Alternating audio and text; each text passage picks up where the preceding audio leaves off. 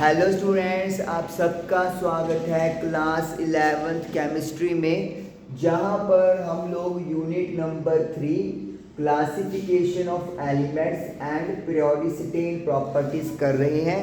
और इस चैप्टर का ये आज हमारा सेकंड सेशन है। फर्स्ट सेशन में हमने ये देखा था कि हमें एलिमेंट्स को क्लासिफाई करने की ज़रूरत क्यों है और कैसे टाइम टू टाइम अलग अलग साइंटिस्ट अपनी थ्योरी देते रहे और एलिमेंट्स को अरेंज करते रहे, और हर थ्योरी में कुछ ना कुछ ड्रॉबैक रही हैं। तो आज हम लोग जो आगे स्टार्ट करने वाले हैं उसमें जो आज का टॉपिक है वो है नॉमेनक्लेचर, यानी कि नामकरण उन एलिमेंट्स का जिनका एटॉमिक नंबर 100 से ज़्यादा है।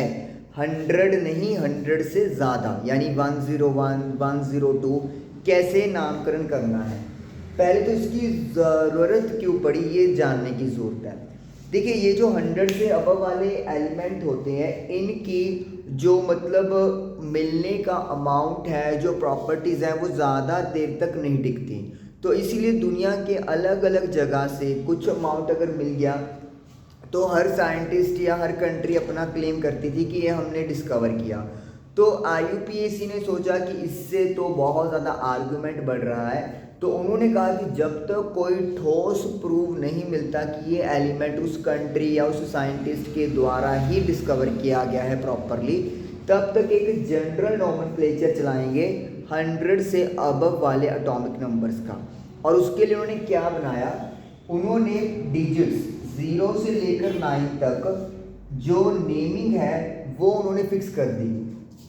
0 के लिए नील, 1 के लिए UN, 3 के लिए 2 के लिए बाई, 3 के लिए ट्राई, 4 के लिए क्वाड, 5 के लिए पेंट, 6 के लिए हेक्स, 7 के लिए सेप्ट, 8 के लिए ऑक्ट और 9 के लिए इन। तो और इनका शॉर्ट फॉर्म जो हम लोग मतलब शॉर्ट फॉर्म जैसे सिंबल लिखते हैं ना, जैसे क्लोरीन का क्या लिखते हो आप लोग, Cl, ऑक्सीजन का O, तो उसी तरीके से इनका शॉर्ट फॉर्म क्या है, नील का N, UN का U, बाई का B, ट्राई का T, क्वाड का Q, पेंट का P, हेक्स का H, सेप्ट का S, ऑक्ट का O, इन का E। तो ये आपने यूज़ करने हैं। अब ये कंफ्यूजन तो है ये कि कैसे इसको यूज़ करेंगे, कहना क्या चाह रहे हैं, चल क्या रहा है। और एक और बात, जो एंडिंग होगी किसी भी एलिमेंट के नाम की, उसके पीछे IUM लगाना ज़रूरी है। अब थोड़ा सा आप एग्जांपल्स करते हैं 2-4, तो ताकि क्लियर हो जाए कि एक्चुअली क्या रहा है ये बंदा। 101 पे देखिए, 1 का मतलब हो गया UN, तो पहले लिखेंगे UN, फिर उसके बाद 0 के लिए लिखेंगे नील, NIL। गैप नहीं है, लेकिन मैं थोड़ा सा गैप जानबूझ के दे रहा हूँ ताकि आपको क्लैरिटी बनी रहे। 1, फिर ये 0, फिर 1 यानी कि UN, और IUM फिक्स है, ये हर किसी के एंडिंग में लगना है। तो इसका नेम हो गया अनिलियम, जो भी आप लोग इसको बोलते हो तो आप बोल सकते हो। ओके, उसके बाद 102 के लिए देखिए, 1 के लिए तो UN अन ही है, 0 के लिए नील है, अब 2 के लिए बाई आ गया। अब यहाँ पे थोड़ा सा देखिए, एंडिंग होना चाहिए IUM से, तो मतलब मैं यहाँ पे IUM लिख दूंगा, लेकिन ये चीज़ गलत है। I 2 बार रिपीट नहीं होना चाहिए, I एक ही बार लिखेंगे IUM। तो मतलब ये जो I है, आप इसको क्या सोचोगे कि ये इसका भी है और ये इसका भी है, कॉमन हो गया I, ठीक है, तो एक ही बार लिखेंगे।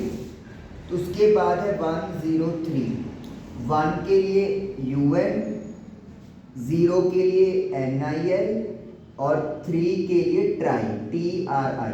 देखिए यहाँ पर भी वही चीज़ आ गई, I आ गया, तो अगेन एक ही बार I लिखना है और IUM से एंडिंग होनी चाहिए, तो IUM से हमने एंडिंग कर ली।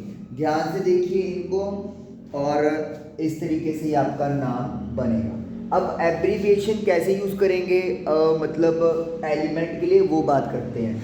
जैसे इसका एंडिंग क्या होगा, 1 का जो एब्रीविएशन है अन का वो U है, नील का N, और अन का आगे फर्दर यू, तो यू एन यू ये इसकी क्या हो गई हमारे पास, मतलब एब्रीविएशन हो गई, शॉर्ट फॉर्म हो गई।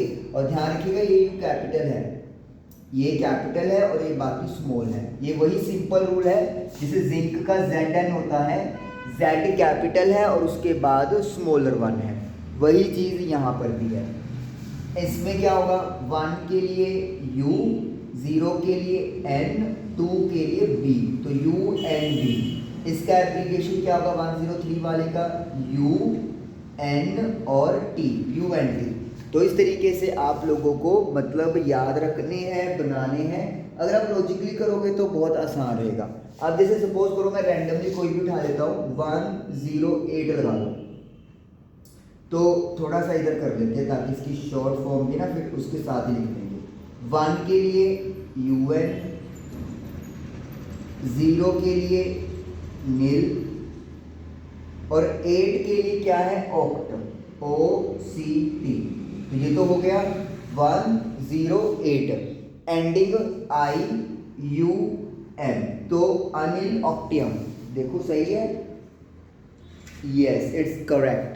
अब इसकी शॉर्ट फॉर्म कैसे लिखेंगे, UN का U उठाओ कैपिटल, नील का N उठा दो और ऑक्ट का O उठा दो, UNO। इस तरीके से शॉर्ट फॉर्म आपकी बनती है। अब जैसे मेरे पास सपोज करो आ जाए 115, तो 1 के लिए क्या है UN, अगेन फिर से 1 है UN। अच्छा यहाँ पे जो U है वो सभी में कैपिटल ही है, ये कैपिटल ही है, ठीक है बेटा, ये सारे कैपिटल है, कैपिटल, थोड़ा सा ध्यान रखना है इस चीज का। 1 के लिए अनन आ गया, 5 के लिए क्या है पेंट, PENT, और एंडिंग करेंगे IUM से, तो अनन पेंटियम। और इसका क्या लिखेंगे U, आगे भी U और नेक्स्ट P, तो UUP, 115 का UUP हो गया। यस, एक और कर लेते हैं, सपोज कर लेते हैं 119, तो 1 के लिए UN, अगेन 1 के लिए UN, 9 के लिए ENN, ठीक है जी, और एंडिंग IUM से, तो UUE, लो जी, तो UUE आ गया, सही आ रहा है ना। 119 के लिए तो है भी नहीं, बल्कि 118 तक के लिए है, पर हम लोग कर सकते हैं क्योंकि जब नोटेशन है ये तो हमारे पास है ही है, तो आप जितने मर्जी के कर सकते हैं, अपनी मर्जी है। 141 का भी कर सकते हैं, कैसे, अगर मैं 141 का बनाऊँ तो 1 के लिए UN, 4 के लिए क्या है क्वाड, QUAD, 1 के लिए UN और एंड में IUM, लो, और इसकी शॉर्ट क्या बनेगी UQU, सही है, ठीक है ना। तो कितने भी बना सकते हैं, अगर मुझे बस ये चीज़ क्लियर है और ये क्लियर है कि एंडिंग होगी IUM के साथ, और अगर I 2 बार आ रहा है तो उसे एक ही बार एंडिंग में लिखना है, बस ये खत्म है कहानी। और हमारी बुक में इनके IUPAC ऑफिशियल नेम भी दिए हुए हैं, तो ये इस पेज पे आप देख सकते हो, ये ऐसा टेबल मिलेगा आपको ब्राउन कलर का, तो ये IUPAC नेम सिंबल भी दिए हुए हैं। लेकिन जो एग्ज़ाम में क्वेश्चन आता है वो ज़्यादातर इसमें आने के चांस है कि IUPAC नेम मतलब नॉमेनक्लेचर के अकॉर्डिंगली, क्योंकि ये तो फिर आपको याद ही करने पड़ेंगे कि 101 का ऑफिशियल नेम क्या है, सिंबल क्या है, ये चीज़ है। अब जैसे मेरे पास ना एक क्वेश्चन है 120, प्रॉब्लम 3.1 है हमारी NCERT में, कि अगर मेरे पास सपोज करो कोई एलिमेंट है 120 जिसका एटॉमिक नंबर है उसका, तो मेरे पास 120 एटॉमिक नंबर है, तो उसका मुझे नॉमेनक्लेचर के अकॉर्डिंगली नाम बताना है और एब्रीविएशन भी बतानी है। चलिए, तो 1 के लिए क्या लिखेंगे UN, 2 के लिए लिखेंगे BI बाई, 0 के लिए लिखेंगे NIL NIL, और एंडिंग होनी चाहिए IUM से, अनबाइनीलियम, ठीक है जी, हमारा अनबाइनीलियम, यस। और अगर सिंबल की बात करेंगे तो U क्या आ जाएगा कैपिटल में, B शॉर्ट और N भी स्मॉल लेटर्स में, तो ये आ गया इसका सिंबल। तो ये है 120 का सिंबल और ये उसका नेम आ गया, ओके।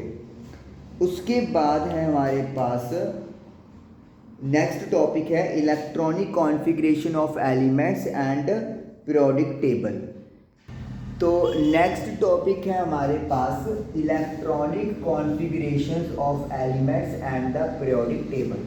तो हमने अब एलिमेंट्स की इलेक्ट्रॉनिक कॉन्फ़िगरेशन के बारे में पढ़ना है और साथ में पीरियोडिक टेबल, मतलब जो आज का मॉडर्न पीरियोडिक टेबल है उसके अकॉर्डिंगली पढ़ेंगे।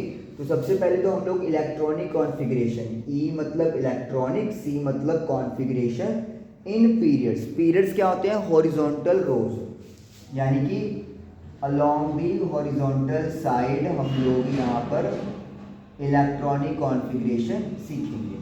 तो अब सबसे पहले तो हमें पता है कि हमने सेकंड चैप्टर में पढ़ा था कि सबसे पहले तो मेन शेल नंबर की बात होती है। शेल नंबर, जिसको प्रिंसिपल क्वांटम नंबर भी कहते थे और उसको एन से रिप्रेजेंट करते थे। फिर आते थे सब शेल, जिसके अंदर एस, पी, डी और एफ की बात होती थी। फिर आपका ओरिएंटेशन आता था, फिर मैग्नेटिक स्पिन आता था। लेकिन यहाँ पर मुझे सिर्फ एस, पी, डी, एफ और एन के बारे में ही इंफॉर्मेशन चाहिए। तो मैं कॉन्फ़िगरेशन लिख दूंगा एज पर हॉरिजॉन्टल रो भी और वर्टिकल भी। और आपने को पता है कि जो ऑर्बिटल्स की फीलिंग होती है या सबशेल की फीलिंग होती है वो एनर्जी लेवल के अकॉर्डिंगली होती है। जिनकी एनर्जी सबसे कम होती है वो सबसे पहले फिल होते हैं और फिर जैसे जैसे एनर्जी बढ़ती जाएगी वो फीलिंग उसके बाद ऑर्डर सीक्वेंस फॉलो करते हैं। जैसे 1s, 2s, 2p, 3s, 3p, 3d, 4s, 4p, 4d, 4f, 5s, 5p, 5d, 5f, 6s, 6p, 6d, 7s and 7। ये अपना अपन एक ड्रॉ कर लिया। तो कैसे करते थे कि सबसे पहले तो 1s फिल होगा, फिर 2s फिल होगा, फिर 2p, फिर 3s, 3p। अब 3p के बाद 3d फिल नहीं होने वाला, 3p के बाद 4s फिल होगा और फिर 3d की बैटिंग आएगी। 3d के बाद 4p और 5s, फिर 4d, 5p, 6s, फिर 4f, 5d, 6p, 7s और फिर 5f, 6d, 7p। 118 तक की कहानी यहाँ पे ऐसे सिम्पली हुई है। तो पीरियड वाइज की हम लोग बात कर रहे हैं, शेल नंबर और सब शेल की हम लोग यहाँ पर बात करेंगे किस तरीके से कॉन्फ़िगरेशन हमारी लिखी जाती है। सबसे पहले देखिए आप फर्स्ट की बात करिए। फर्स्ट शेल जब n की वैल्यू 1 है तो कॉन्फ़िगरेशन क्या होगी? 1s1 या फिर 1s2। अगर हम लोग फर्स्ट एलिमेंट की बात करेंगे तो हाइड्रोजन होता है, तो उसमें एक इलेक्ट्रॉन है तो वो 1s ऑर्बिटल में जाएगा। और अगर मेरे पास हीलियम है तो 1s2 हो जाएगा। अगर मैं n की वैल्यू 2 की बात करूँ, 1 और 2 के लिए तो कहानी सिंपल लगती है, लेकिन आगे कहानी में थोड़ा चेंज आएगा, वो आपको समझना है। जब मैं 2 की बात करूँगा तो यहाँ पे देखिए 2s और 2p है, तो पहले तो 2s फिल होगा, 2s1, 2s2 और फिर उसके बाद 2p, जिसमें 2p1 भी आ सकता है, 2p2, 2p3, 2p4, 2p5, 2p6। या फिर अगर आप सिंपल लिखे ऐसा इतना कुछ कहाँ लिखेंगे, 2s में 1 से 2 और 2p में 1 to 6 इलेक्ट्रॉन्स फिल हो सकते हैं। तो ये कहानी है सेकंड ऑर्बिटल की, सेकंड शेल की। अब जब n की वैल्यू की बात 3 करेंगे तो क्या होगा? सबसे पहले तो 3s फिल होगा, जिसमें 1 से लेकर 2 इलेक्ट्रॉन तक आएंगे। 3s के बाद 3p फिल होगा, जिसमें 1 से लेकर 6 इलेक्ट्रॉन तक आएंगे। लेकिन 3p के बाद 3d नहीं आ रहा, 3p के बाद 4s आ रहा है, यानी कि अगला शेल शुरू हो गया। तो इसका मतलब है n की वैल्यू 3 में हम लोग 3s और 3p को काउंट करेंगे, 3d काउंट नहीं होगा क्योंकि 3d की फीलिंग 4s के बाद होनी है। तो इसीलिए जब मैं n की वैल्यू 4 की बात करूंगा तो मैं 4s करने के बाद किस पे चला जाऊंगा? 3d पे चला जाऊंगा। 3d 1 से लेकर 10 और फिर उसके बाद आएगा 4p 1 से लेकर 6 और 4p के बाद 4d नहीं आ रहा, 4p के बाद एरो कह रहा है 5s को भरो, यानी कि शेल बदल गया। तो इसका मतलब ये हो गया कि जब आप N4 की बात करोगे, फोर्थ शेल की बात करोगे, तो यहाँ पर S सब शेल की बात होगी जो 4 है, 3D सब शेल की बात होगी और 4p सब शेल की बात होगी। यानी कि N3 होने के बावजूद इसकी काउंटिंग हम लोग यहाँ पर नहीं करेंगे, हम इसकी काउंटिंग N4 में करेंगे, क्योंकि 4s के बाद 3D की फिलिंग अप हो रही है। उसी की तरह अब 4p के बाद 4d फिल नहीं हो रहा, 5 आ रहा है, तो यानी कि मेरा शेल नंबर चेंज हो गया। तो पहले 5s की फिलिंग होगी, उसके बाद होगा आपका 4d 1 to 10 और फिर होगा आपका 5p 1 to 6। लेकिन अगेन 5d की बात नहीं कर सकते, क्योंकि 5p के बाद 6s की फीलिंग हो रही है, यानी कि शेल बदल गया। तो यानी कि N5 में 5s और 5p काउंट होंगे और एक 4d काउंट होगा, लेकिन 5d और 5f काउंट नहीं करेंगे। अब n की वैल्यू 6 पे चलते हैं। 6 के लिए देखो क्या कुछ है, 6s है 1 से लेकर 2, उसके बाद 6s के बाद 4f फिल हो रहा है और f में 14 इलेक्ट्रॉन जा सकते हैं।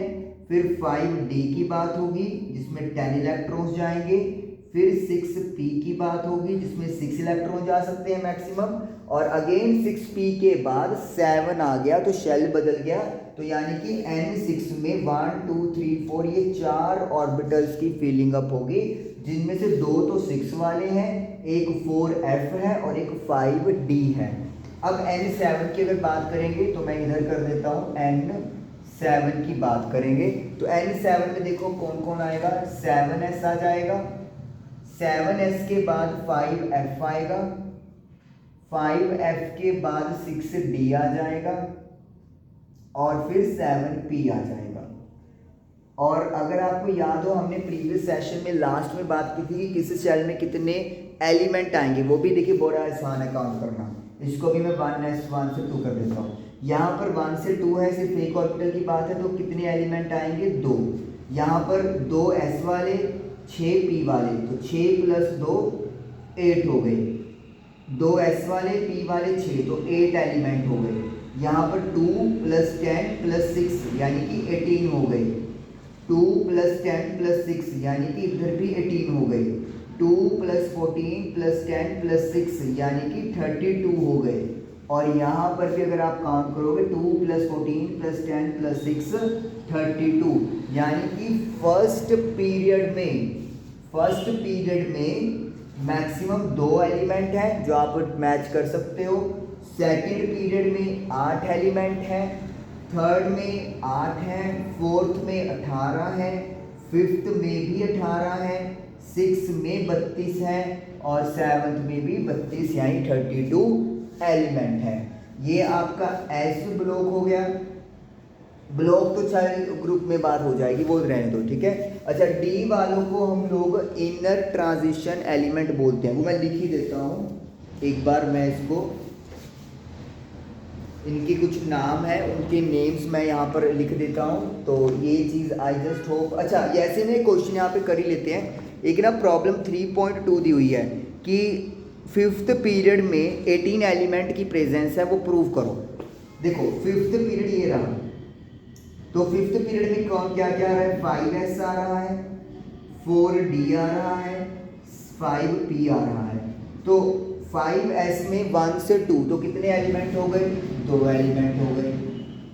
4d में 1 से लेकर 10 यानी कि 10 तक एलिमेंट आ सकते हैं, और 5p में 1 से 6 यानी 6 एलिमेंट, तो टोटल कितने हो गए, 18 एलिमेंट हो गए। और यही हमने प्रूव करके दिखाना था। तो आप इन 3 ऑर्बिटल्स को लिख दोगे और बता दोगे कि किस ऑर्बिटल में कितने एलिमेंट हो सकते हैं, और फिर इक्वल कर दियो, प्लस कर दियो, और जो भी आंसर आएगा वो आपका 18 प्रूव कर देगा। मैं यहाँ पे नेम लिख रहा हूँ। देखिए हमारे पास क्या होता है, जो S वाले होते हैं एलिमेंट वो इधर होते हैं, बीच में 3D 4D या D ब्लॉक एलिमेंट होते हैं, और इधर होते हैं P ब्लॉक के एलिमेंट। जो S वाले एलिमेंट होते हैं ये आपके मेटल होते हैं, मेटल्स, और जो P वाले होते हैं वो मोस्टली होते हैं नॉन मेटल। तो इसका मतलब है जब आप लेफ्ट से राइट मूव करते हैं तो जो करेक्टर है वो मेटल से नॉन मेटल में चेंज होता है। तो बीच में आते हैं डी ब्लॉक के एलिमेंट, इसीलिए इसको जितनी भी सीरीज है, 4 सीरीज आती हैं डी की, 3D 4D 5D और 6D, इनको we call transition series. Transition मतलब एक बदलाव। क्या बदलाव आ रहा है? कैरेक्टर मेटल से कम मेटल होता हुआ नॉन मेटल में ट्रांसफर हो जाएगा या कन्वर्ट हो जाएगा। तो that is why this is called transition, एक चेंज आना। जैसे अपन कहते हैं ना कि 4G से 5G की तरफ ट्रांजिशन हो रहा है, तो क्या होता है, धीरे धीरे चेंज होता है। पहले एक जोन का किया जाता है, फिर एक डिस्ट्रिक्ट का, फिर एक स्टेट का, लाइक दैट, ऐसे सपोज करो। तो वही चीज़ है कि मेटल से नॉन मेटल कैरेक्टर जा रहा है धीरे धीरे, तो that is called transition.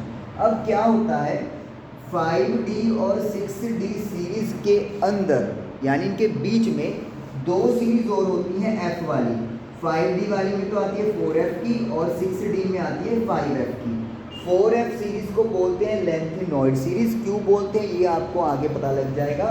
5F को बोलते हैं एक्टिनॉइड सीरीज, और एज ए होल इसको बोलते हैं इनर ट्रांजिशन सीरीज।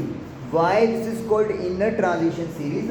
क्योंकि आप अगर इसको ऐसे समझ लो कि ये ट्रांजिशन सीरीज के अंदर है। एज पर पीरियोडिक टेबल ये जो सीरीज है इसको बाहर प्लेस किया गया है मॉडर्न टेबल में, इसको मेन टेबल में जगह नहीं मिली है। तो अगर हम लोग इसको इसकी सही जगह पे रखें तो ये डी ब्लॉक एलिमेंट्स के इन बिटवीन आ जाएंगी। That is why this is called inner transition series, यानी कि ट्रांजिशन सीरीज के बिटवीन, इन बिटवीन, इनर, अंदर एक और सीरीज है, और वो एफ ब्लॉक के एलिमेंट्स हैं, जो फर्दर 2 कैटेगरी में डिवाइड करती है। जो 4F वाले हैं वो लेंथेनॉइड, और जो 5F वाले हैं वो एक्टिनॉइड को रिप्रेजेंट करते हैं। ये चीज़ है जो आपको याद रखनी है। हर सीरीज़ कहाँ से स्टार्ट हो रही है, कहाँ पे ख़त्म हो रही है, वो सारी बात करेंगे, लेकिन फिलहाल बस आप इसका नेम याद रखो। डी वालों का ट्रांजिशन सीरीज बोलते हैं, 4F और 5F को इनर ट्रांजिशन सीरीज बोलते हैं, 4F को लेंथेनॉइड अकेले को 5F एक्टिनॉइड सीरीज बोलते हैं। ट्रांजिशन क्यों बोला? क्योंकि मेटल से नॉन मेटल की तरफ कैरेक्टर जा रहा है। इनर ट्रांजिशन क्यों बोला? क्योंकि ये एलिमेंट ट्रांजिशन सीरीज के इन बिटवीन फिट होते हैं। ओके, अब करेंगे कॉन्फ़िगरेशन को कंपैरिजन अलोंग ग्रुप या फैमिली, यानी वर्टिकली। ये हॉरिजॉन्टल था, अब वर्टिकली की बात करेंगे। ओके, तो electronic configuration in a group, और उसको अपन फैमिली भी बोल देते हैं, वर्टिकली यानी कि टॉप से बॉटम। सपोज करो एक एग्जांपल दी हुई है हमें ग्रुप 1 के एलिमेंट्स की, lithium, sodium, potassium, rubidium, caesium, francium, और ये इनके एटॉमिक नंबर्स हैं जो आपके सामने हैं, और ये कॉन्फ़िगरेशन है। Helium, neon, argon, krypton, xenon, radon, ये सभी नोबल गैसेस हैं, और ये आउटर कॉन्फ़िगरेशन आप लोगों को दिखाई दे रही है। आप सभी को नोटिस क्या करना है, यहाँ पर सभी में S1 S1 S1 सेम है, यानी कि एक ग्रुप में जो सबशेल होता है वो सेम होता है। हम लोग ग्रुप की बात कर रहे हैं, और साथ में जो नंबर ऑफ इलेक्ट्रॉन्स होते हैं वो भी इक्वल होते हैं, इक्वल। जैसे ग्रुप 1 में S S S S S S 1 1 1 1 1 1 आ रहा है, लेकिन क्या चीज़ बदल रही है? शेल नंबर चेंज हो रहा है, शेल नंबर चेंज हो रहा है। जैसे यहाँ पर शेल सेकंड है, 3 है, 4th है, 5th है, 6th है, 7th है। इसी तरीके से अगर मैं ग्रुप 2 की 2-3 एलिमेंट्स की बात करूँ, जैसे कि सपोज कर लो बेरिलियम, जिसका होता है हीलियम 2s2, उसके बाद मैग्नीशियम, नियॉन 3s2, फिर उसके बाद कैल्शियम, आर्गॉन, CS2, ये होता है 4s2, 4s। ओके, अब देखिए हमने क्या लिखा, ग्रुप में सब शेल सेम होगा, SSS सेम है, सेम नंबर ऑफ इलेक्ट्रॉन्स 2 2 2 सही है, और शेल नंबर बदलेगा, 2 है 3 है 4 है। तो यानी कि ग्रुप में अलोंग ग्रुप सब शेल सेम रहना चाहिए, नंबर ऑफ इलेक्ट्रॉन्स भी सेम रहने चाहिए, और शेल नंबर इंक्रीज करते जाएंगे। ये एक ग्रुप की आपकी इलेक्ट्रॉनिक कॉन्फ़िगरेशन हो रही है। अच्छा, उसके बाद हम लोग देखते हैं कि अपना ग्रुप वाइज अगर आप अपने इस पूरे टेबल को देखेंगे तो हमें एक साइड मिलेगा S ब्लॉक, बीच में D ब्लॉक, बिल्कुल एक्सट्रीम राइट साइड मिलेगा हमें P ब्लॉक, और सबसे बाहर नीचे बॉटम पे 2 रोज मिलेंगी जो कि F ब्लॉक की एलिमेंट्स को रिप्रेजेंट करेंगे। इस पूरे टेबल में हमारे पास 2 एक्सेप्शनल केसेस हैं।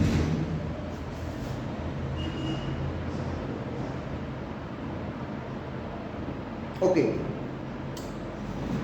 तो ये एक्सेप्शनल केसेस की बात हम लोग अगले उसमें करेंगे क्योंकि वो टॉपिक चेंज हो गया है, उसमें प्रॉपरली अब SPDF की बात होगी, लेकिन ग्रुप वाइज में बस इतना ही है। तो ये आपको बस याद रखना है, क्या याद रखना है कि सब शेल और number of electrons will be same, लेकिन ग्रुप जो आपका शेल है वो बदलेगा। और अगर मैं पीरियड की बात कर रहा हूँ, जैसे मैं पीरियड में यहाँ पर आपको 2 एग्जाम्पल देता हूँ, सोडियम और मैग्नीशियम की। सोडियम की कॉन्फ़िगरेशन होती है आपके पास Ne3S1 और Mg की होती है Ne3S2। अगर मैं एक और एलिमेंट ले लूँ एल्यूमिनियम का तो 3S2 3P1। तो आप देखोगे कि इलेक्ट्रॉन्स की जो गिनती है वो फिक्स नहीं है अलोंग पीरियड। ये पीरियड की बात कर रहा हूँ मैं ताकि कंपैरिजन आपको दिखे ग्रुप और पीरियड में। ग्रुप में तो क्या है, शेल नंबर और शेल नेम सेम है, लेकिन यहाँ पर क्या है SS है लेकिन आगे P चला गया, S के साथ P भी चला गया, तो इसीलिए शेल सब शेल सेम नहीं होंगे, हो भी सकते हैं, और इलेक्ट्रॉन्स की गिनती भी चेंज होगी। जैसे इलेक्ट्रॉन यहाँ पे बैलेंस में 3 आएंगे आपके पास, तो ये आपको याद रखना है। लेकिन एक जब मैं पीरियड की बात करता हूँ तो शेल नंबर सेम रहता है, यहाँ पे भी शेल नंबर 3 है 3 है 3 है, लेकिन जब मैं ग्रुप की बात करता था तो शेल नंबर चेंज होता था। अब अगर मैं इसको कंक्लूजन लिखूँ तो ये चीज़ है, ग्रुप में और पीरियड में, ग्रुप में शेल नंबर क्या होगा, चेंज होगा या इंक्रीज होता जाएगा, लेकिन पीरियड में शेल नंबर क्या रहेगा, सेम रहेगा। ये चीज़ है जो आपको दिमाग में रखनी है। तो आज का सेशन यहीं पे ख़त्म करते हैं। आई जस्ट होप कि आपको क्लियर हुआ होगा। Thank you for watching the video.